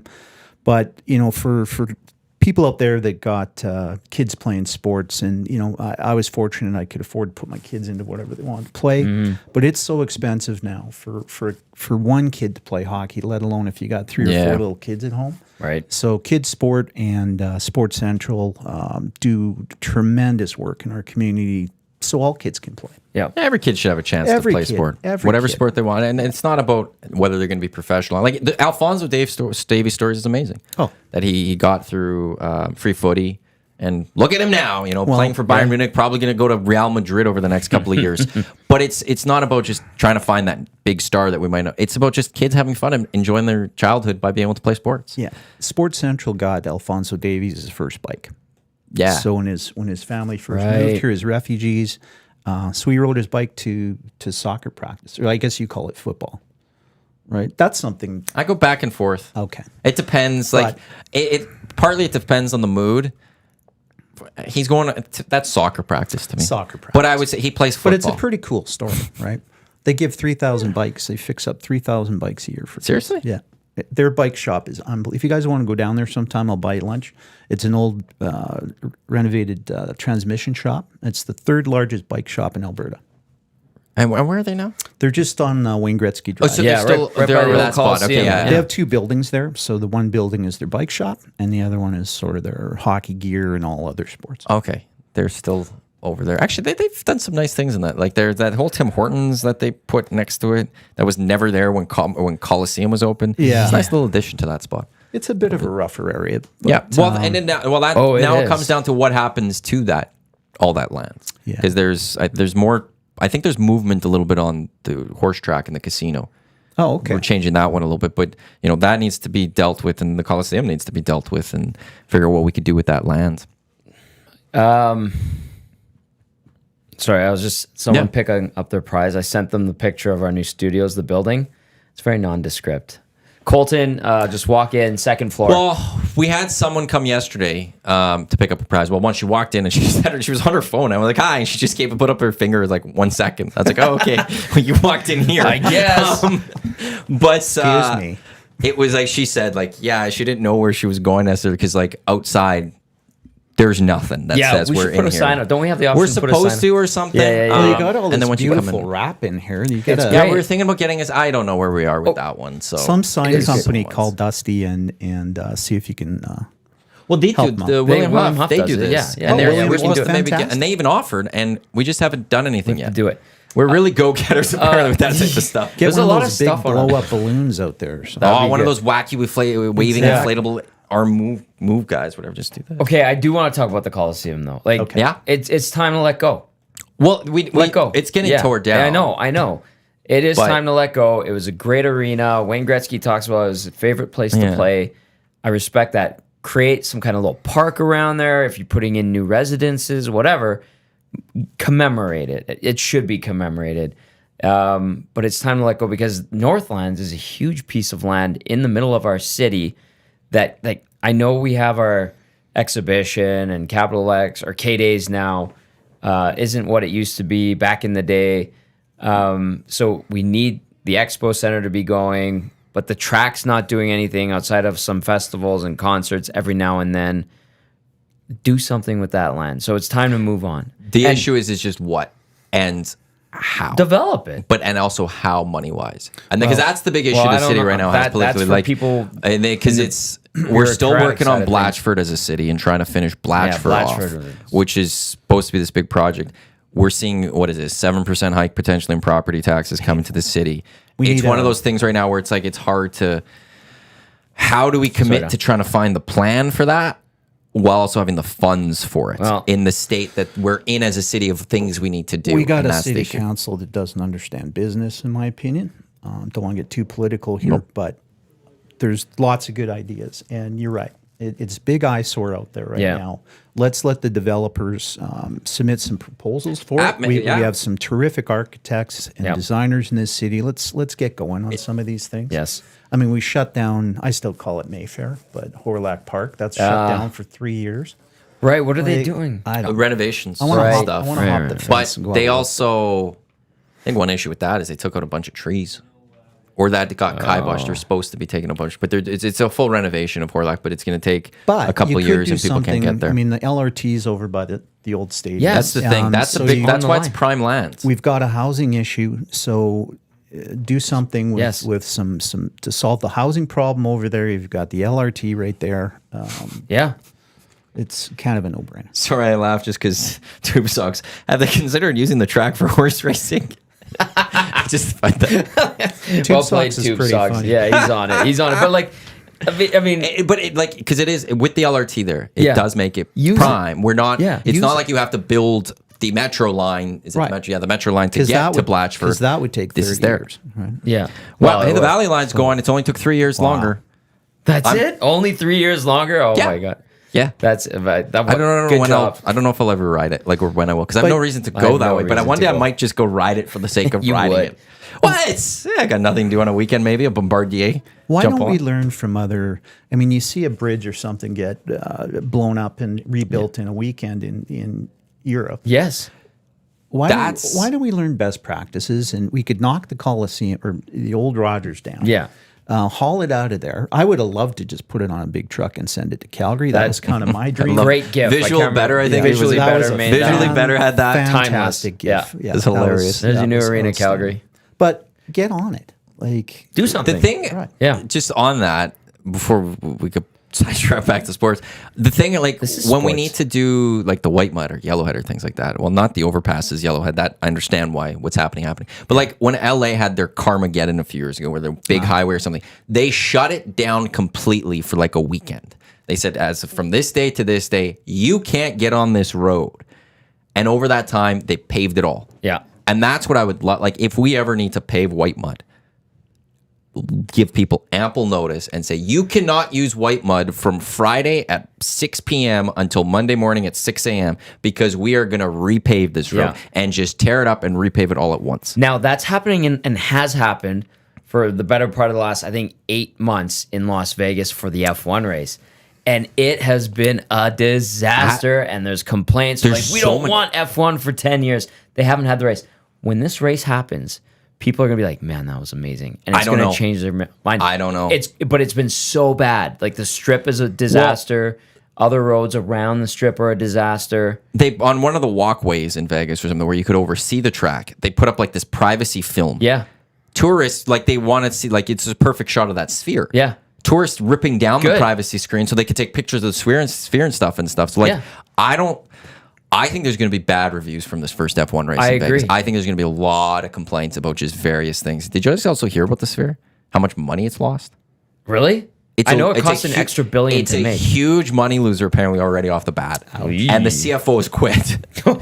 He got into a fight with James Dolan apparently. He was getting yelled at by James Dolan. There's a Has great already owner. resigned. There's a great sports owner. I got to see how much they're losing. But it came out yesterday how much, like, the sphere, as much as we all love it, already not a moneymaker. It reports a $98.4 million loss. It's to only been start. open for like a month and a half. They made $4.1 million from their first two U2 concerts. But yeah, they're short $98.4 million off the bat. So that's going to be interesting to see how the sphere plays out. and I still want to go see What it. was the price of like a full day of ads on there? Like 650 grand? Yeah, I think it was 400 Yeah. for a day. Yeah, you get the whole or day, something, do whatever but you want. 600 $600 grand. But Yeah. 600 you get like a weekend or something, or Okay. like 48 hours or something like that. So it's that's a better deal. Yeah, but I'm sure there's a ton of companies jumping all over that. You don't get the whole day. You get like, it's like broken into like, I think 90-second blocks or something, and you get like, let's say 20 seconds or 30 seconds in that 90-second block, and it's just constantly changing of things, I think, is how that works. Well, it was great while it lasted. They're building one in London. I know I'm being I'm saying like, being sarcastic. but no, if they're losing money right off the bat, Yeah. I'm intrigued to see how this keeps going, and they're building another one already. So Is it under construction? Because I would think so. I knew that there was plans of this, but because this sphere in Vegas, which looks amazing, and I think there's talks the NHL might take the draft there or the awards, one or the other. I think it's it would the have draft. to be awards because I guess they could still do the draft. Yeah. Because even with the changes that they're making There's to some it. rumblings that the NHL is going to take it there, but man, this thing is it's not working. Oh, What? the What? MSG Sphere London, last thing I'm reading on Wikipedia is in Feb of 2023. Oh, wow. It was put on temporary hold There you go. or something. So if I'm reading this properly, so maybe it's not construction yet even. It does look cool. It's Oh. pretty sweet, but Sadiq Khan set to make decision on London's controversial MSG Sphere within weeks, 23 hours ago. So in the next couple of weeks, we're going to find out if the All right. London Wow. sphere plays through. Well- That's one thing we haven't talked about in the Hangout. What? Is the decision by the NHL to move away from a centralized draft and having all the teams show up in one city and instead sending a representative to be there, but instead having all the teams at their cities. You like that? I like what the NFL does with its draft. I think it looks like they turned it into a party. You get the prospects, you get Goodell, maybe 1 or 2 delegates from the team. Like, it is neat. I covered, I think, 6 or 7 drafts in a row. It's an all-inclusive, intensive NHL smorgasbord for like 4 or 5 days in whatever town it's in. It's also draining. It's cumbersome. There's a lot of like clutter, and you get lost in the shuffle easily if you're a fan, if you're a prospect, if you're media covering, or if you work for a team. Like, it is a lot. And maybe they could try the NFL style. I would be open to it. If it doesn't work, go back. The template, the model's there, or find a hybrid system. But I don't mind that they're looking at changing it up, because the costs are a lot. They're very expensive to take your whole hockey ops and their families and get the hotel rooms and get the transportation, get everything set up. That is expensive. And if there's a better solution, and if it generates revenue for the league that all the teams share, like an NFL draft probably does, maybe that's good business. And then the war rooms can stay together. You got to make sure you have a good internet connection so that you're piping in HD video to the draft. That's better.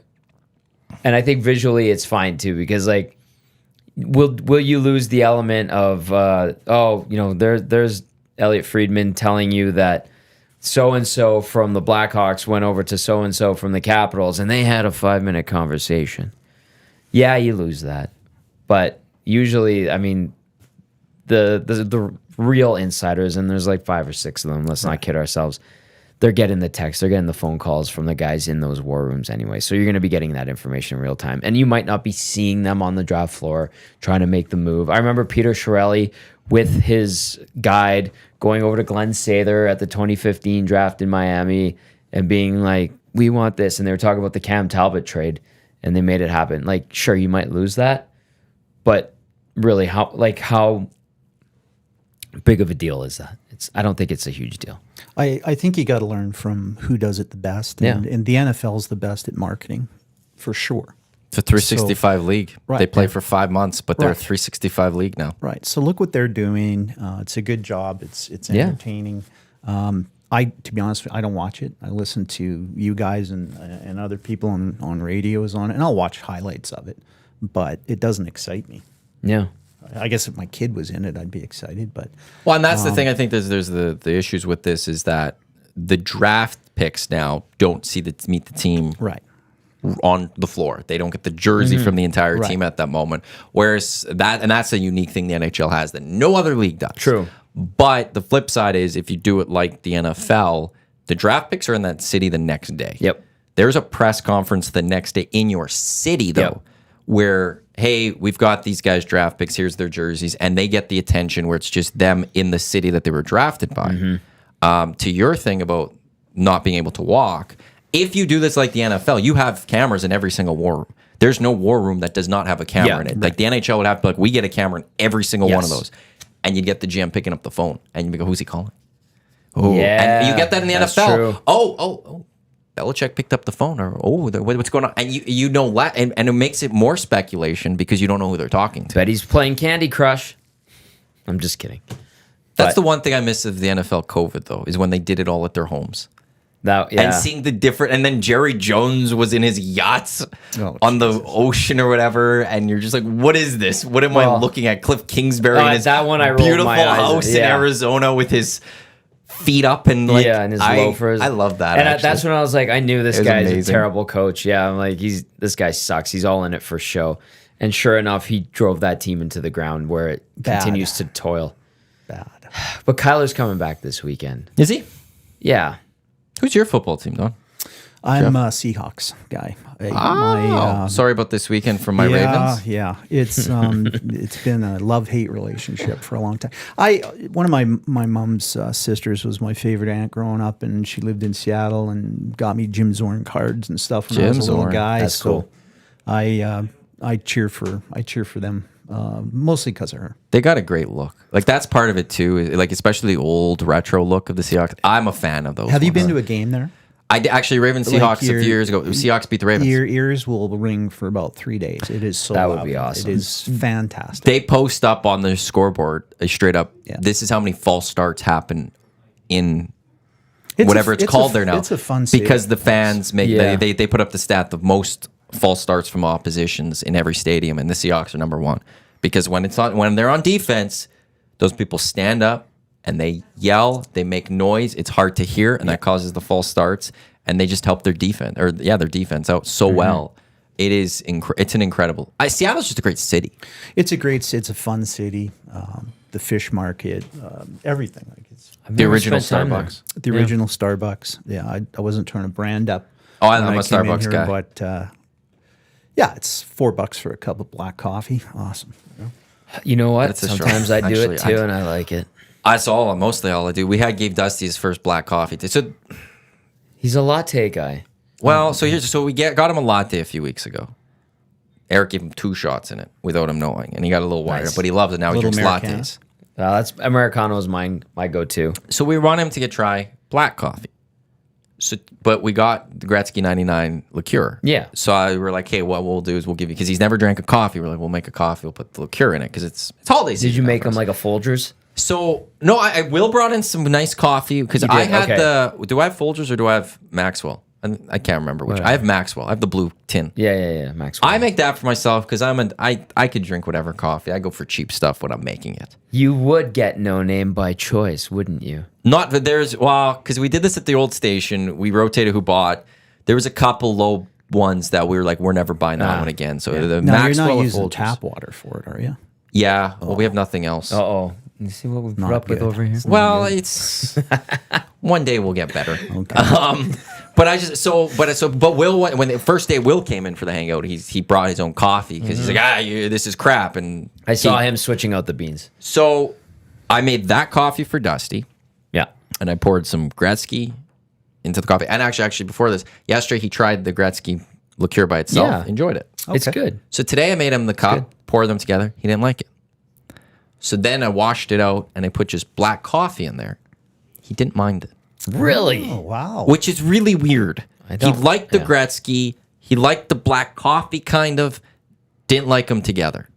But maybe he's becoming a coffee guy now. Okay, well, we might have So. to get there's some local coffee shops that are just unbelievable. There are. And maybe we should get some of them to bring in sampling. Different ones. Could do that one day. Coffee Bureau's great. And then maybe you can get a new champion for you.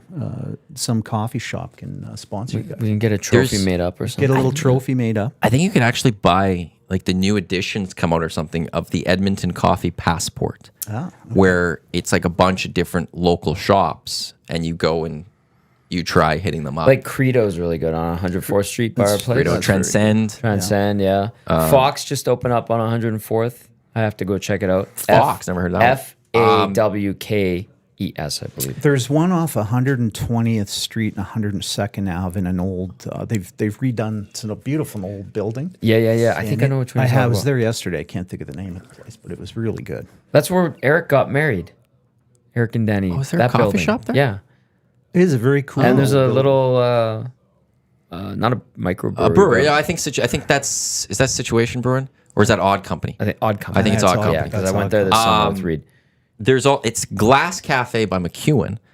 I think I That found one's good. Well, you DeVille know who at owns McEwen. that Glass Cafe? Who? I think Nairman Issa from CTV. I think her sister owns it. Real? It's Yes. awesome. They have good sandwiches too. We need to Very get good. Nairman in here on the Yeah, hangout we one should day. get Nairman in. It should be great. That's a good coffee shop's nice. Just to sit Get back. some people listening out there.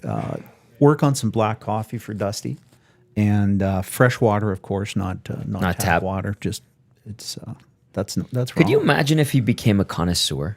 Dusty? Yeah. Oh, like I think he's a latte now or something. Like the next step probably will happen. Like we'll get a cappuccino machine maker, an espresso machine, and he'll be making his own or something. He'll be a bean snob. Just like, yeah. psh, psh. What do He'll you do the want whole today? thing. His little French press. He'll be Yeah. late for air every day. Yeah. Well, then I don't know if I've ever said it on the Hangouts. The story of French press and Will Fraser is also great because back in 1260 we had a Keurig machine. It was we had a deal with Van Hoot at the time, a contra deal. They just supplied us with a machine and a bunch of coffee, and then for some reason our company ended it, so we lost our coffee machine. So For some reason, they end a lot of things. Anyway, that not one to was say. a dumb one for Yeah, sure. yeah, The yeah. last one kind of dumb, but for us, as Don said earlier, great move. Yes, absolutely. In the end, but Eric really liked his coffee in the mornings at the time. Like he needed his coffee. Will Fraser's grand idea for getting Eric coffee was to bring in a French press, bring in a kettle so he could boil hot water, and bring in a grinder, but a hand grinder. So this whole process for Eric, if he wanted a coffee in the morning, would take like a half hour or something, as opposed to like Eric's like, I come in at 6 in the morning, I have work to do, I need to get work, I just want a quick cup of coffee, don't care what it is. Yeah. And so Will went with this whole thing that you would get for Sunday brunch. And eventually Eric took some of that stuff home. I just went out and bought a coffee machine that is still sitting there to this day. You're welcome. Being used. And yeah, that's another Will Fraser thing that I did. Just like, All right, there's time and places to get the good coffee. There's time and Yeah. places where I just need a coffee Yeah, quickly. And Will was, I'm going to get this big process for Eric, even though he's so busy. Will Fraser, ladies and gentlemen. Will Fraser. He was great this week on the Hangout. What were you going to say, Don? No, I'm just thinking of maybe a nice little Christmas gift for you guys with some kind of a coffee. Don't have to flavor do to that. it. Well, you should see the pot we use. The spout's It's mine. broken. It was for my parents. It still pours into the cup. Barely. If you Goes don't know everywhere. what you're doing, I don't pour it everywhere. You just take it and you pour it. It goes into the cup. Understand that part of it's broken, so put a little more over your cup, and it will go right into the cup. It's very simple. I don't use Would you it. like me to show you after? No. I'm the only one that I uses it. refuse Actually, to use it. that's cool. You get time to go get a coffee in the morning I make Americano at my place every morning. because you have a little more time. A little more Do time. you have the full setup? No, it's a Tassimo. I just- Okay. Do they still make Tassimos? No, The they're cups? they're dwindling. So this thing's I'm gonna have to adapt at some point here. I'm very aware of this. Keurigs? Yeah, probably. Or make your own? No, probably curious. Because I like the drop. I Okay, do like here's a drop at home. Yeah. You can get a commercial Keurig and then bottled water, so you get better water for your coffee. Well, that's the Keurig we had at the station. We Yeah. had the big jugs you put into. Culligan We had things. those, and Yeah. Yeah. we used to be in that, and that's what we'd use. Yeah. Great just coffee get shops distilled in our water. city, Yeah. Distilled water would work, no? No, you don't want distilled water, but No? you want What about just filtered water? just filtered. We good with water. that? Filtered water. Okay, because that's what filtered. I have filtered at home. Filtered Like water Brita. is Fridge. at least Brita's fine. I have for the coffee. Brita. Okay, my But fridge just has right it, from so the I just right pour from the from tap there. is just nasty. Yeah, You're there's just- too many too many elements chemicals in and there. elements. Yeah, in yeah. there. Just- When it's 6 in the morning, Look at I'm what okay we've with solved it. today. We've Yep. got coffee. Yep. Getting rid of the roux. Rouge gone. Yeah. Rouge Yeah. gone. The end zone. We solved somewhat of reffing issue in hockey. Rexall Yeah. Place or Rexall. Northlands. What gone to on do with that. it? Get horses back at the track at Northlands tube according socks. to Tube Socks. Just for tube socks. Just for Yeah. tube It's a socks. grand idea. If you have a horse track, why not put horse track there? Makes sense. Actually, they just Well, tore down recently the whole the stables and stuff. yeah, they did That's that another thing. Like you have that whole corner, the southwest corner of Northlands too, that's just sitting there idle outside of like a few of those like Yep. concerts and stuff that they put in the infield. Like there's a lot of work to be done at Northlands where there used to be venues for sports. Right. Like, listen, the Expo Center is phenomenal for the Stingers. It is. They put money into it. It looks great. It works. It's easy to get to. The parking is accessible, but the horse track and the old Coliseum, That all needs to be something cleaned needs up. to be done. And the Stingers do a fantastic Yes, job. they do. Riverhawks, I went to 3 or 4 games there this year. And it's a great I'm night. I'm actually going to go to more Stinger games because that was a blast. It is And a if lot you of got a fun. family, it's like $5 for food. It's Yeah. fantastic. The Oilers need to wake up. Oh, they will credit to not. the Oil Kings. They have, I think, They're under better. 10 pack. Yes, that yeah. they launched this year for that. But if you want to take a kid to an Oiler game, like it wasn't the best game, but the Nashville game was a perfect time to bring your kid. Yeah. An afternoon game at Rogers, great time on a weekend to get your kid to come out to a game. Right.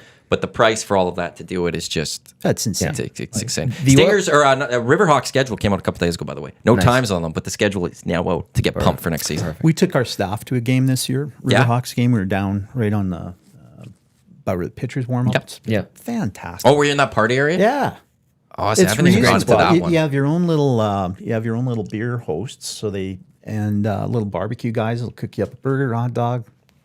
Unbelievable. It is a good time. Here's, I feel like one of the things that hurts the Stingers a little bit for getting people in the summer, because it goes into my mind a little bit, and it sucks, but it's the fact that when it's nice out in our summer, I don't want to be inside. And that, I kind of wish that league was like playing right now. Would be great. Now you're competing against them, the Oilers and stuff, and I get that, and it's not the way the league is. I do need to get to more Stingers games next year because they're a blast. It's just, for me, I know that sometimes I'm not, when I'm trying to think, what am I going to do this summer? Thinking about indoor activities don't always come top of mind. Well, and going back to just family events, go watch a Bears game. Like, Those are awesome. What a great value. Yeah. And the Pandas and the Bears, great hockey. You're in old Claire Drake Arena. Isn't that something? Oh, I just breathe when it's a shrine. Deep corners. Oil Kings, by the way, I know it's a rebound year for them and all of that, but they actually, I was talking to Peardsy about this. Don, you talk about value and bang for your buck. They actually incorporated like a combo pack. Yeah. Food wise, I think it's, I don't think it's a kid meal necessarily, but it's like really reasonably priced. I can't remember if $12 But I think it's the $10 thing. It's Yeah. a I think it's 10, and it's $10. just like you get like you bring your child, Yeah. you pay to get it, Yeah. and then for $10 you're feeding them. Yeah, exactly. And it's not just like a burger. There's a couple of There's like pieces popcorn to it. and a pop as well. Now the Oilers, if people are going, well, if the Oil Kings are doing it, that's an OEG property, then the Oilers should do it. I agree with they should. They never will though. You're still paying The reality is, premium prices. There. as long as people are going to pay that price, And they're they always do. going to keep going. Sure. That's right. We'll But if keep you want that to go to price Oil there. Kings So- game, your buck Right. goes further. Yeah, for well, sure. the thing is, though, if I'm paying $20 or more for a burger, it better be a warm burger. Like, I've ordered burgers at the Oiler games; they're always cold. That's not good. Not That's good. not good. No, I don't mind paying quality. Yeah. if food's it's worth right it, if it's there. And that fellow you mentioned from the Oil Kings, Peardsy. great, well-spoken guy. Yeah. Like, holy cow, Great broadcaster. Great call. Yeah. If you ever are lucky enough to get to Joaquin Gage's concession at Commonwealth, that burger, that hot dog, whatever you get from him is made with love, and it's just that much better. Okay, I'm gonna look for him Yes. Actually, yeah, if you get an Elks because game my next year, we'll get experience that. to date has not been good there. And that's understandable. Bags So- at Commonwealth. Oh, experience at Commonwealth. Sorry, even? no, Commonwealth. Yeah, Commonwealth. No, he's at Commonwealth. He's not Joaquin's at at Oilers. Commonwealth. Oh, He's at Joaquin's at Commonwealth. Commonwealth. He's Yeah, at when Commonwealth. he's at Rogers, he's in the alumni Yeah. lounge. Oh, If he's not sure. on the broadcast, He's the star. having Yeah. a steak and yeah. He's telling. Caviar and all the good stuff. Never had Prosciutto. caviar. Yeah, neither have I.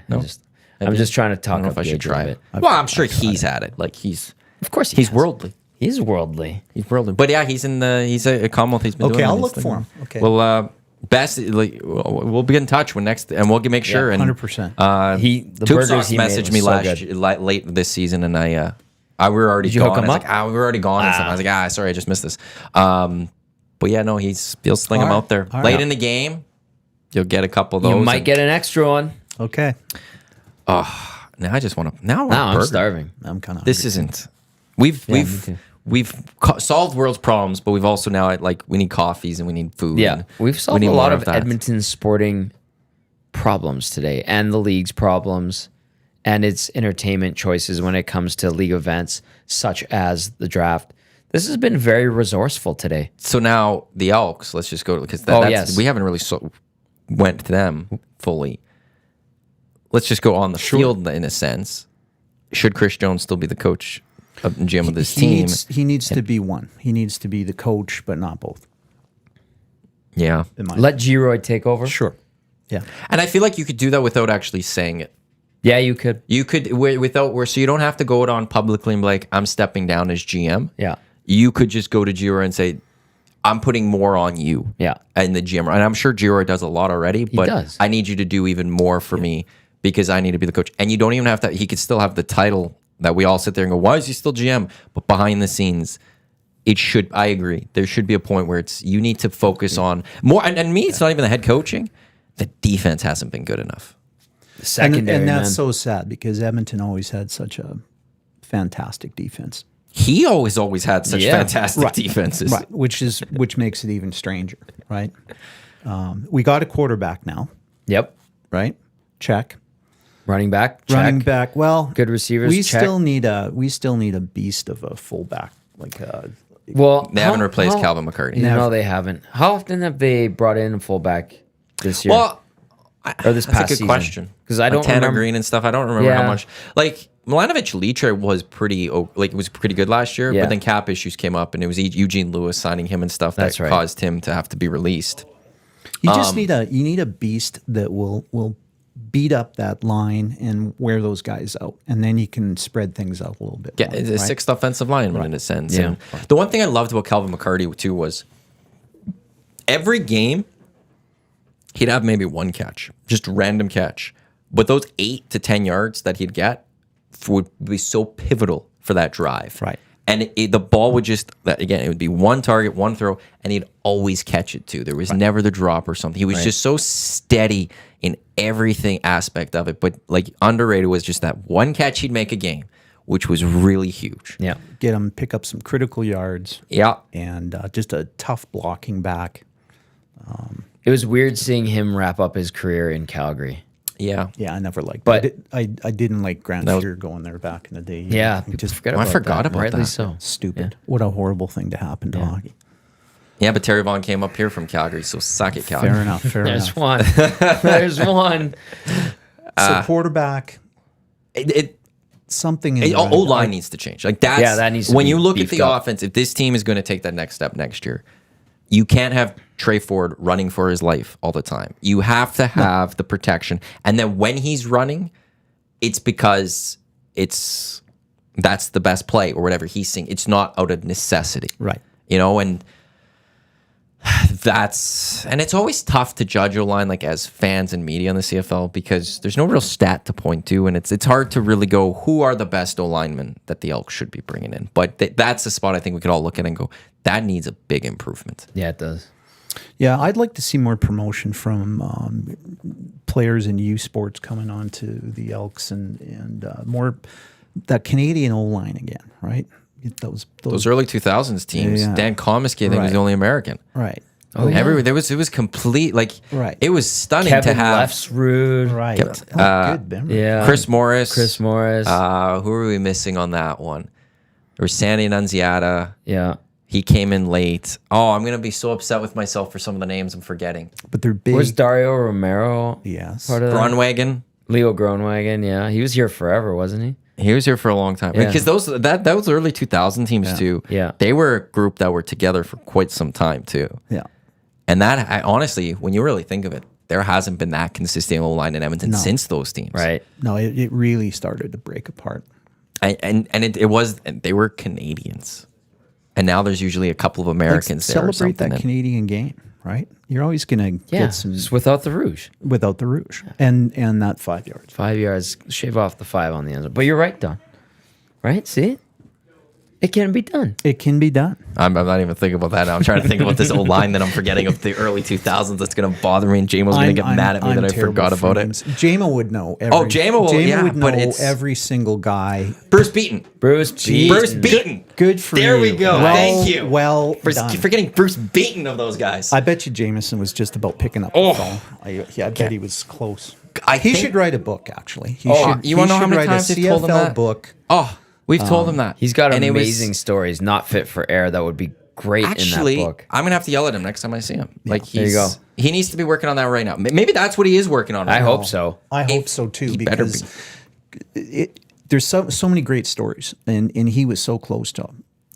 And it was a All of time. it. It was a time. of a league too that the stories they're Right. Hernan and Evan Dom of the Elks right now, they don't have those stories No. to tell. Not yet. They won't. Like it's Well, those yeah, good stories point. that JMO had. It was just the time of the world. It was the time of where the CFL was Yeah. as a league. Right. It is a professional league. It was a solid league, but there is still that Wild Wild West element to it. the little bit Mickey Mouse-ness, Yeah. maybe if you will, and it's Yeah. those stories that I think the CFL solidly has it's moved cleaned away up, from yeah. and gone away from and Yeah. has become more professional in ways. That's where the stories of JMO are, and the ones that he's told on air are amazing. Yeah. The ones he's told us off the air that no one has heard Oh, are man. even better. Yeah, and but it's those just- are the ones that are in a book. I know. Yeah, What a- exactly. you just- the Dave Jameson tell-all book. The No one's name- gonna get mad at JMO for No, it. the title is amazing. If he were to follow through with this, it's got a couple of expletives in it. You know, maybe I'm gonna have to do this for him. You should. Every time I Ghostwrite talk to it. Dave, I'm gonna say, "You tell me one story." I'm gonna record it. What's he need to get going? I don't know. It's a great question, but I've had. He's not outing anyone. We were in 2018. I was at the Grey Cup. I was part of the radio broadcast behind the scenes, and JMO was hosting. We had Julio Caravata, former CFLer. Yeah. You know, last Canadian quarterback to start before it was whoever was the next Canadian quarterback to start, Brandon Bridge, whoever it was. Right. We were at dinner the night before Grey Cup, and he looked at JMO. The guy who played in leagues, like, you got to write a book, JMO. Like, get these stories in a book. And he, you know, and it's just everyone across Canada knows. Dave, you have the stories. He's such Get a this great in storyteller, and too. quite frankly, I don't even need the book. Yeah. I need the audio book that JMO, because the He way has he to- tells the yeah. story is incredible. Yeah. That I need the Dave Jameson audio book of this. You know- so he tells us the stories. The Dave Jameson audiobook of his book, he could just riff man. on his own and not go read the book verbatim. Like, he could just tell the story. All right, chapter 1. Here's the story. And then he just tells it without reading the actual book. I would listen to that on a long drive. Bestseller, guaranteed. New idea. Edmonton Sports Talk podcast. The Dave Jameson stories. Let's create a podcast. Once a week, the throw in a JMO 20-minute files. or whatever. Yeah. One story. One episode. Each episode's one That's story. fantastic. Dave, record it. I'll sign up to that And right boom. now. Yeah. We'll drop it every week. Fantastic. Boom, idea. new That story. is yeah, and I'll go and finish soundproofing the audio only studio, which is just storage Dave, right now. I will come to your house every week just for the time of recording, and I will do it all for you. It has to be done, and It's actually Yes. not a terrible idea. that would though. be a great thing for Dave. Let's do that. We can. I'm going to convince him. I'm It going would to be try a great to. thing for the CFL too, because it's a league that it's kind of lost right now a little bit in Yeah. Edmonton. I mean, I grew up in the glory days with the dynasty, and then that little hockey team moved in, right, and things started to change, right? So you only got so much money to pay for these things, right? But I yeah. still enjoy going out to support that Elks team. I still don't get the name change, but we can.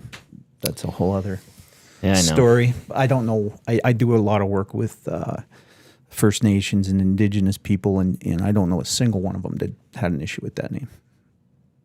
Not one. We talked to some people in the old station from up north that had issues, but it's.